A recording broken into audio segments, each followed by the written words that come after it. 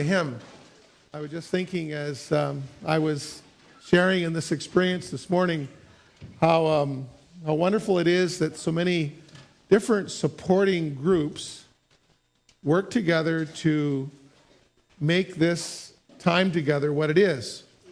The worship team, as you blend your voices and instruments together as you prepare for this time.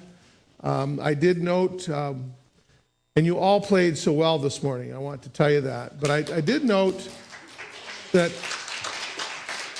one member of the team sort of cut loose at the beginning of this time, which I really enjoyed. I won't mention his name.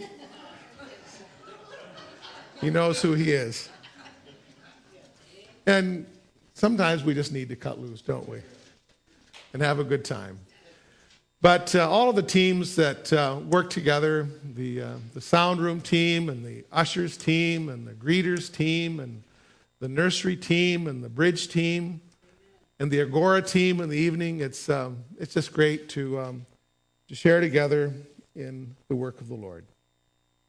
And another team is meeting tomorrow night, and we want you to pray for them as they take some of the results of last Sunday's council meeting and start to put things in action. The church leadership team is meeting tomorrow night, Monday night, so be in prayer for them as they seek to move us forward in this new year. Well, it is a new year, and we've been sharing a series of messages on the theme of new beginnings for a new year. And I personally have been working at a new beginning in my life with a competition that I entered into just a couple of weeks ago with two other men. Three of us are in a bit of a weight loss competition for the new year. We all weighed ourselves, and we noted each person's weight, and we signed the paper saying that we would be in this weight loss competition until the end of May, and the winner who has lost the greatest percentage of weight, not necessarily the most pounds, but the greatest percentage of weight, would receive from the other two men a gift certificate of $25 for the Canadian Tire. So that's what the competition involves. And it's been motivating for me, and it was helpful this week to have, I think, a 24-hour flu bug, which helped a little bit. And I've heard that several other in the congregation, including Pastor Jeff, had that bug. I don't think I gave it to you, Jeff, but maybe I did, and I apologize if I did. And those of you who experienced that phenomena for about 24 hours, you know what I'm talking about. Well, today we want to continue this wonderful theme of new beginnings. And I welcome you, as we normally do, to use the notes that are in the bulletins. There are some fill in the blanks, and you're going to find that there isn't always a line for the blank that you should fill in. You'll find maybe a space there for the word, but there may not be a line. So I just want you to be aware of that. Some of you are very faithful in using the notes, and it helps you to stay alert, stay awake, not nod off, not hit your head in the front pew in front of you. So we would encourage you to do that.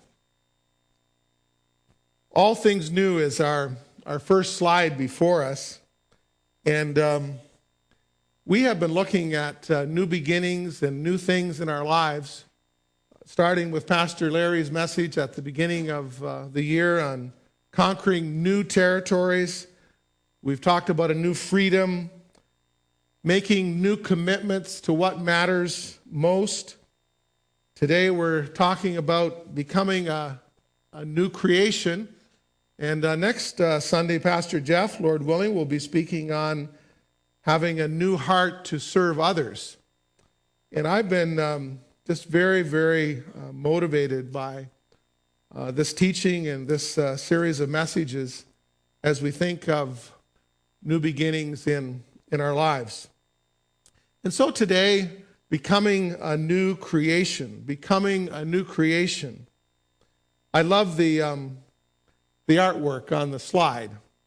As I think of that butterfly and what that butterfly was, just a worm, just a caterpillar, and how through this metamorphosis, this worm becomes a beautiful butterfly.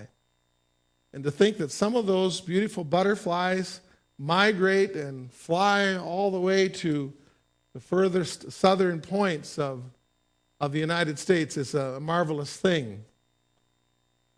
It's a miracle of God. And this thought of becoming a new creation really is a miracle of God. And the greater the miracle, it seems, depends a lot on our desire and our response to God's work in our lives in making us brand new. The scriptures have been read in the service that we are basing these thoughts on from 2 Corinthians chapter 5. Well, let's just look at them again. They're on the screen in front of you and on your notes. For God's love compels us because we are convinced that one died for all, therefore all died. And he died for all, that those who had lived should no longer live for themselves, but for him who died for them and was raised again. And then this is the key verse. This is the text that we want to base our thoughts on this morning. Therefore, if anyone, that's pretty wide open, isn't it? Therefore, if anyone, and this is a key phrase, is in Christ, he is a new creation. She is a new creation. The old has gone, the new has come. Now, as we share this thought of becoming a new creation, let's not get the wrong idea about what we are talking about. I know we have a lot of programs on TV that talk about complete makeovers. A complete makeover for your home. I've watched that show a few times with a Canadian guy that runs all over the world, and he looks at these old houses, and some of them are contaminated with bad asbestos, and he figures out a way to give that home a makeover. We have the programs about making over our children as well, raising our children in a different way, the nanny. Some of us probably could use the nanny in our own homes. And then there's the biggest loser, where we have some beautiful people that come together and they're in somewhat of a competition so that they can lose weight, some weight that they've carried for a long time. And we have those programs where maybe a lady has a makeover of how she once looked, how she took care of herself, makeup she didn't use maybe and that she should start to use, and put some new clothes on her and make her into a new person. Well, we're not really talking about this kind of makeover this morning. We're talking about a makeover that's really from the inside out in becoming a new creation in Christ Jesus. In today's message, we will shine the spotlight on another great work of God that the Bible describes as refreshingly new.